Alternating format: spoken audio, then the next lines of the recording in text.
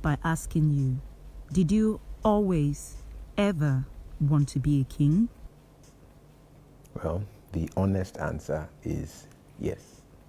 And that's because I think every young child who is the son of a king will look at his father and wish, oh, one day. Every son wants to be like his father. And obviously, if your father being a king, naturally, the thought is going to cross your mind and you're going to have that dream, that fantasy, that desire. So, yes, it did. And you did say that your father ascended the throne at the age of 44. About 44 And years. now you're almost walking in his steps. You ascended the throne also as a young person. How does that make you feel? Well, I'm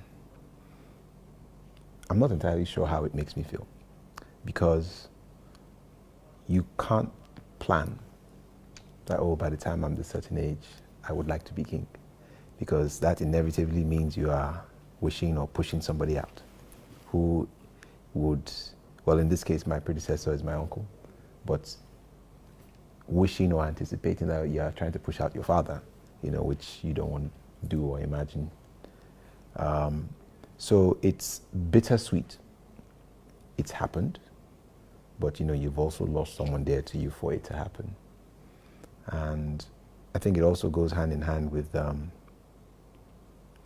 way I see God. Time is literally in his hands. He is sovereign. So when things happen, whether or not you feel you are ready for it or you're happy about it, you just have to relax into the knowledge that time and everything is planned in his hands, and trust that it is the right time, it's the right moment. And obviously you grew up in a royal family, and you were most likely probably trained, for this day. Can you tell us more about how that was like for you growing up as a prince, knowing that this day was probably inevitable? Well, once again, to be candid, there wasn't any formal training, at least in my upbringing. My parents ran a very modern household. I've always told people, especially when I was in boarding school, when they would ask me, oh, what is it like to grow up in the palace? And I said, look, if you could just teleport and show up in our house, you would believe you are in a normal house.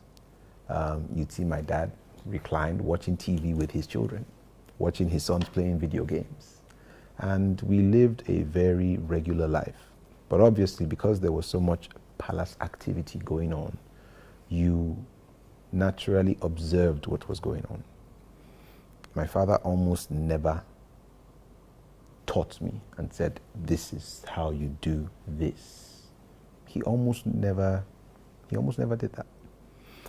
Some chiefs would come around and say, I hope you are paying attention to this. Observe this, observe that. That was their own initiative. It was not their role. Some relatives also would come around and say the same, pay attention to this. You can see how, I hope you're paying attention. And that was basically the extent of the training. But I think, to sum it all, some things are caught, not taught. And I think in that regard, I caught a lot of things from my father, as opposed to being formally taught. And you spoke about attending a boarding school, meaning aside from growing up in the palace, you had to live the life of a young man, the young person interacting with the outside world. How was that like for you? Were you treated differently, or were there challenges and issues that came up with that? I think I understand the question you're trying to ask. And I'm imagining maybe Prince William or Harry going to Harrow or wherever. It's England, and everybody knows, oh my goodness, that is the Queen's grandson, that is the future king. Not quite the same here. Had I gone to boarding school here in Warri, maybe there would have been some sort of semblance of that, as that is the Olo of Warri's son. And I probably would have gotten in trouble for that anyways. Some people would have probably picked on me for that reason. But the boarding school I went to was, first of all, it was a 5+ hour drive from here in Kwara State, Adesoye College. And at the time, this was between 1995 and 2001, Adesoye was quite the elite boarding school in Nigeria. So a lot of prominent people's children were in that school. Captains of industry, at the time, military governors' children. In fact, even when the late head of state died, we woke up the next morning and the new head of state, his son happened to be in our school. So there were other monarchs prominent monarchs whose children were in our school. So I didn't stand out because because I was a prince, because there were other princes, there were other nobility, if you would, So there was nothing special about that. Can you remember when you got the call or you got a notice that the day had come and it was your turn now to ascend the throne to become the Olu of Warri? Can you describe to us how that felt like for you? It was a cocktail of emotions, and it was also a slow build. It wasn't just boom one time. Obviously, my uncle passed in December, and I was not formally presented until early April. But even before early April, it was evident that it was going in this direction. And there was a heavy sense of destiny, almost like it was inevitable, sort of. But there was also a sense of, this is Nigeria. There could be something that truncates this at the last moment. And that's not a personal bias. I think there are many people in Nigeria who you can say they were destined. It was such and such was meant for them. It was theirs. And everybody knew it. But too often something happens and it doesn't happen. And I think that has also gone a long way in the Nigerian mindset, people feeling, let's see how this goes. And I think there was also that feeling, so many people like, oh my goodness, this young man, what happened in 2015, he was kind of up for it, but, And so it's almost like, okay, it has come back. Is he going to be allowed to get it? So I knew that loomed over me, and I guess I was also trying to guard my own heart. So that's what I mean about it being a slow build. But when it became apparent, which actually was on my birthday, oddly enough, it was on my birthday, the 2nd of April, that formally the chiefs confirmed in the presence of the oracle and everybody who witnessed that it is done. And I guess at that point in time, I don't know, I can't recall what I felt, because I had anticipated maybe like analysis paralysis. And then when the moment came, it was like, okay, it's done. Your Majesty, let's talk a bit about the controversy surrounding your ascension to the throne. There were talks that you were not qualified for that seat. How do you respond to that? Well, I think one has to look at the way things flow naturally. Once again, if we go back to 2015 and there were valid or legitimate reasons to have us set aside, we took that in good faith and we moved on with life.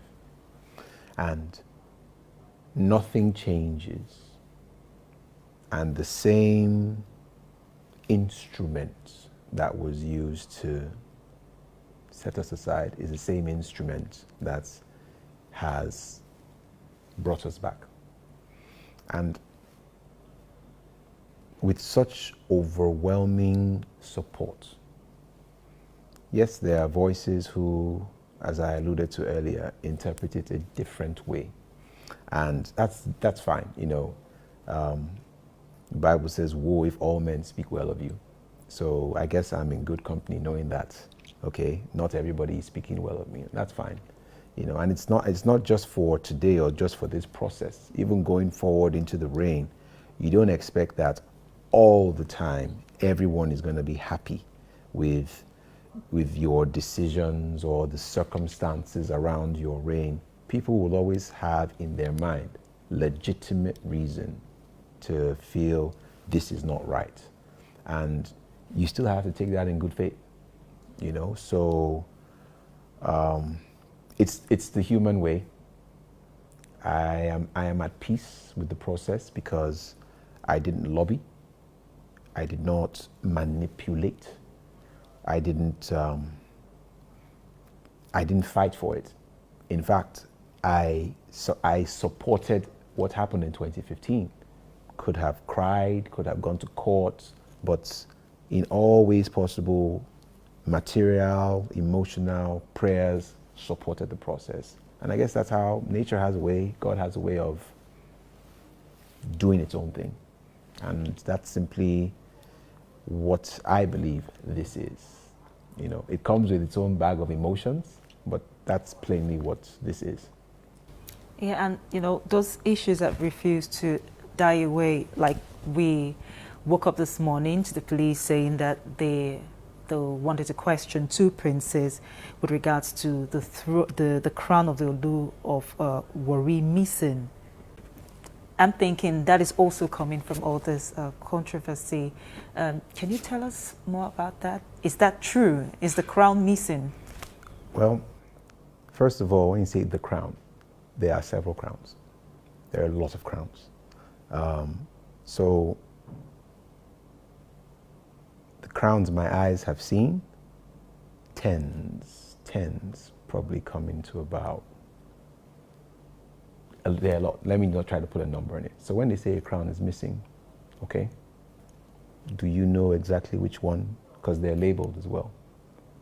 So when you put out a story like that, you have to be careful, because I may not have known that a particular crown was taken. So if I say, oh no crowns are missing, you know, somebody could come and say, actually, that particular one, maybe somebody wasn't paying attention and they broke the window and took it out of the glass case in which it was, you know. So, and obviously this is a police matter as well, and a part of it is also in court. So that's just my response to that. And this would in no way affect? Oh, absolutely not. I think it's in typical Warri fashion. We are a very dramatic and animated people, and I think this has been a very dramatic and animated process. I say this with all humility. I think it actually makes for a great Nollywood epic. I think it should actually contribute to the anticipation of what happens on Saturday, as opposed to making anyone feel, oh, you know, what's going to happen. Companies, I don't know if I'm correct, and you also sit, or sat, I don't know which is now, as a director to several other companies. So how does this fit with your new life moving forward as the Olu? Very much intertwined. It's the way I see myself, to be very honest, what inspires me. I do not intend to compare myself to the modern monarchs in Nigeria. You know, be they our Benin neighbors or Ife, or even the now former Emir of Kano, who was a very pro-business monarch. In my own mind, I'm trying to create a new role. And I would be, even though we are not a sovereign nation per se, I would like to operate as though we're sovereign, in that I represent the brand Ishekiri. So I should be able to walk into any room, a room full of traditional rulers, a room full of politicians, and even more importantly, a room full of businessmen, and market Ishekiri to them. Be it our resources, natural, human, our strategic location, even our culture. Because obviously, this being the BBC, when you hear that, when there are all these arguments as to, oh, should they abolish the monarchy, and then numbers come out that, look, this is how much the monarchy generates just by people walking to take pictures at Buckingham Palace and all that. That is a powerful source of income revenue that maybe Nigerians haven't properly yet identified and harnessed. So I'm not coming here to sit down, wear a crown and look pretty. I can do that, but I'm not going to settle for that.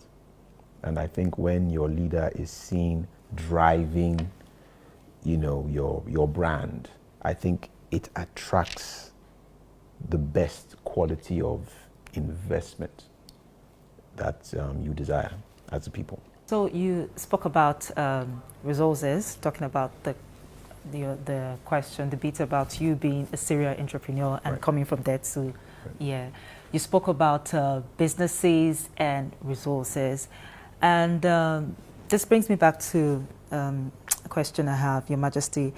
It's that the Nigerian President, Muhammadu Warri, just signed into law the Petroleum Industry Bill, and a part of that provides that the NNPC should be unbundled. What do you think about that? I've been hearing about the unbundling of NNPC since 2009. I did my youth service in NAPIMS, which is a part of NNPC. So I was in rooms where those debates were being had. For whatever reason, things don't necessarily pan out the way it ought to. And obviously NNPC is a major cash cow for the Nigerian government. Oil is a very hot button issue, and we in the Niger Delta, where oil it's the epicenter, the communities that produce the oil, there is a lot of frustration. Not just simply because, they are suffering and they don't have money. They are not seeing the gains of the oil activities. The environment is suffering. So in unbundling the NNPC, the local community will feel they must have a voice in that. Whether or not there's legitimate room for them to have a voice in that, So that what I'm trying to describe is where the rubber meets the road, it may not be so smooth. And one hopes that full consideration is given to that process of where the rubber actually meets the road.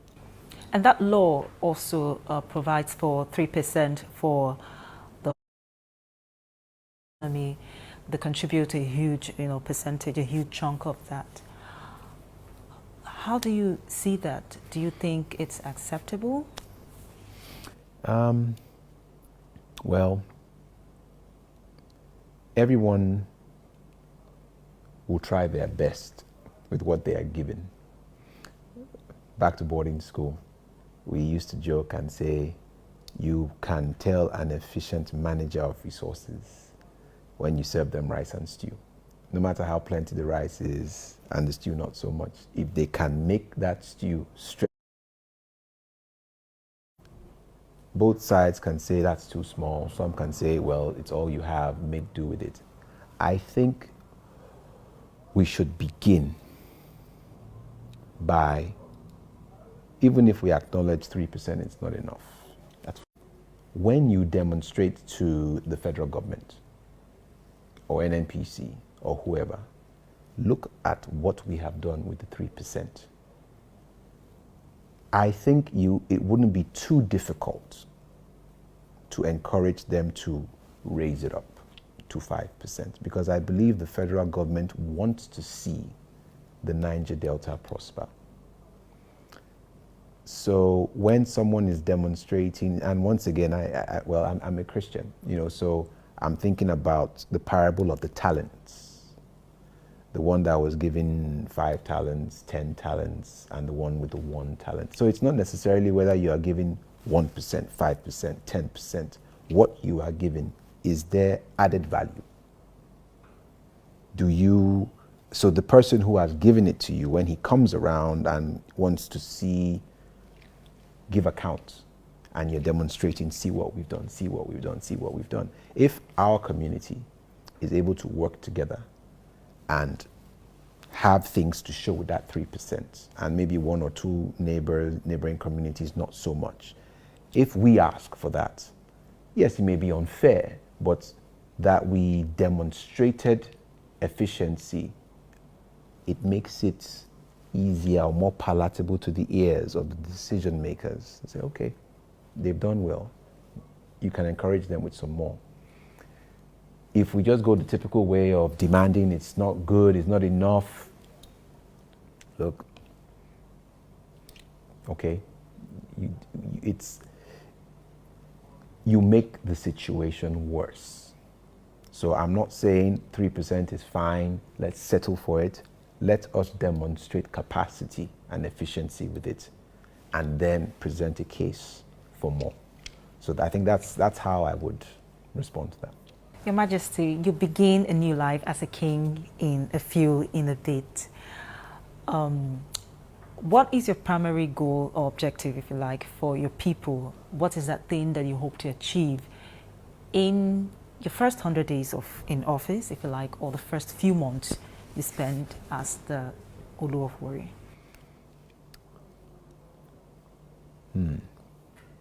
This sounds like a very political question. And if I had the direct control of the purse, I would have had brilliant answers to give you. Unfortunately, with the way things are, I do not have direct control of the purse over this kingdom. But from what I can do from here, I think is to encourage and lift the people up. Most would say that as a people, we have not been so low. In fact, that's actually very daunting for me. We know that we are not as we were. So picking the people's morale and encouraging them. I do not necessarily have dollars in my hand to hand to every Shekiri person to say, oh, he put money in my hand. Because the way Nigeria is right now, including our people, that's what people want right now. Money in their pocket, food on their table, a roof over their head. And unfortunately, I don't have that readily to give in the first 100 days. So without making any promises in that direction, so that I am not accused of being somebody who has come and, as we say here, have fallen their hand. I promised and I failed. What I can and will do is speak and be seen to be different, even in the way I address my people, in the way I interact with them, in the way I interact with our government, in the way I interact with the IOCs that operate here, in the way I interact with those would-be investors who want to come here. I would always be fair. I would always be warm and be welcoming, and hoping that in my own way, I create a more conducive atmosphere that opens the door to opportunities that in turn will make life better for the people. And the one thing I have in my hand is the culture. And I hope to demonstrate that there is profitability in that. And with that, I'm sure more investment will follow that. And as I said, more opportunities are opened and the people are happy. Your Majesty,